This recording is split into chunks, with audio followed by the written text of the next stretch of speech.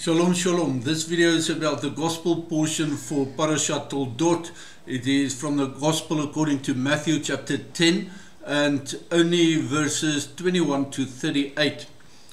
But these verses are hard and difficult to digest, yet this is a passage that's impossible to ignore. Yeshua warns the disciples of persecution and of strong family divisions on account of faith in him, the Jewish Messiah. The warning is equally valid today as it was when he sent his disciples out. Almost every one of Yeshua's disciples were martyred. I say almost everyone. The reason that the book of Revelation was written by Yochanan, John, in his old age was only because John survived being boiled alive in oil. We live in the last days, and the tribulation will see the return of such utmost cruelty to be inflicted upon believers. Good day, my name is Barney de Klerk. I'm not a Bible teacher, I'm a student of God's Word, and I love sharing with you what I'm learning from this week's scripture portions. In Matthew 10, in this passage from verse 21 to 38, Yeshua mentioned family division as an opening and closing bookends to these verses. And this passage therefore is structured similarly to the Torah portion of Parashat Toldot.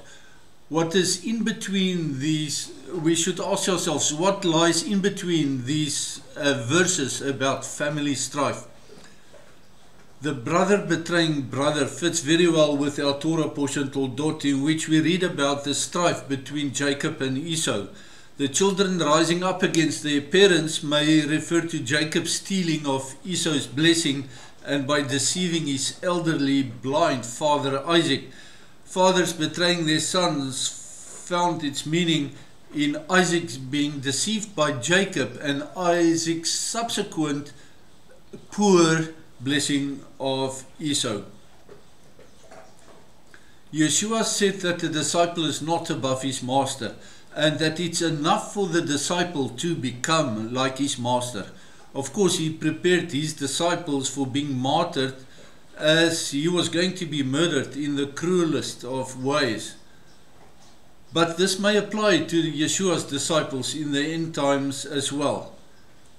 It will be nice to be raptured, whisked away and pampered, and it indeed is our blessed hope. But before we trust on our human understanding of the scriptures in this regard, we have to prepare and resolve ourselves that it may not be as we hope for, and that the coming tribulation will serve to test our mettle and to ironclad our faith.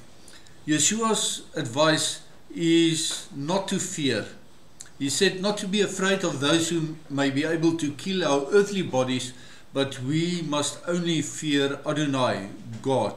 He implied that those enemies will face Adonai, the judge, who will destroy both soul and body in Gehenna. And if we falter when we are tested, so will we. But it isn't all doom and gloom. If we flee from city to city, Yeshua said in this passage, to escape the persecution, we will survive. Yeshua promised that we are more valuable than sparrows, and not even a single sparrow will fall to the ground outside of Adonai's will. He assured his disciples and us that even the hairs on our heads are counted. And this is something to remember when we are called before judges and rulers. Yeshua promised that the Holy Spirit will put the right words of testimony and or prophetic warning in our mouths if and when we are called to also pay the highest sacrifice in honor of our Lord and Savior, Yeshua the Messiah. And that's from Matthew 10 verse 19 to 20. The passage have a structure where the two bookends, and the bookends are in Matthew 10 verse 21, the opening bookend, and the closing bookend in Matthew 10 verse 35 and 36. Those bookends refer to family strife, as a man's enemies will be the members of his household. It narrows from a daunting topic repeated before and after to emphasize the focus area in the center. And the focus area is, do not fear those who can kill the body but cannot kill the soul. Instead, fear the one who can. And that's Matthew 10:28. Also, that you are worth more than many sparrows. Whoever acknowledge Yeshua before men, he will also acknowledge before his Father in heaven. So we must not value the relationship with our loved ones above our relationship with Yeshua. We have to be willing to suffer as he did. And I'm not saying we should be flippant and, not value the relationship in our family members, between our loved ones. We should. Those are precious relationships and we should treasure them. But the relationship between ourselves and our Savior Yeshua has to supersede that. We have to be willing to suffer as Yeshua suffered in the end.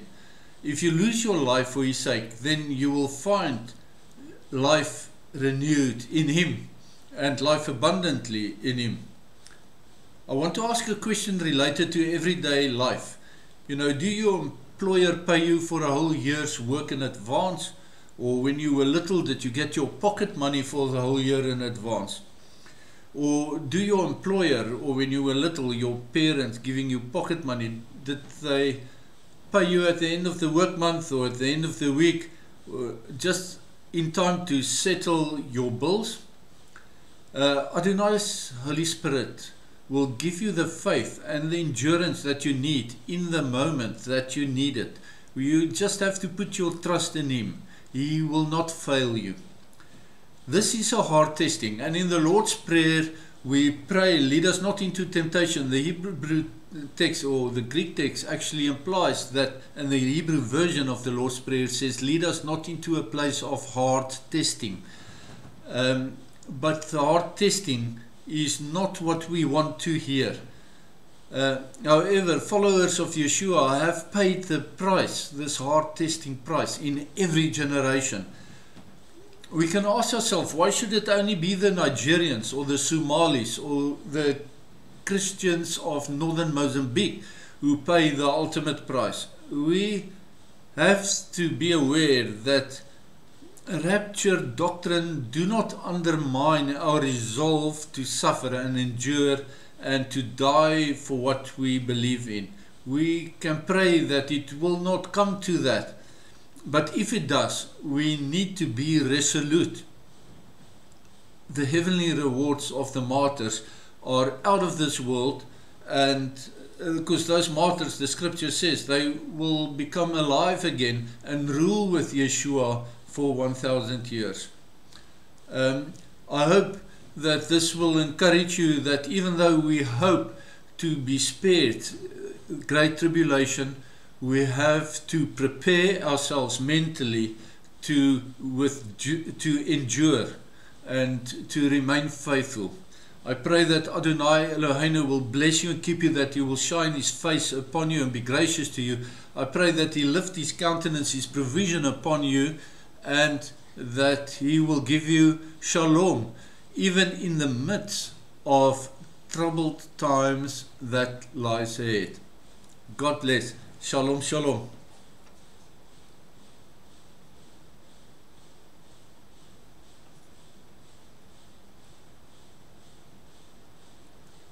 Lost my cursor there.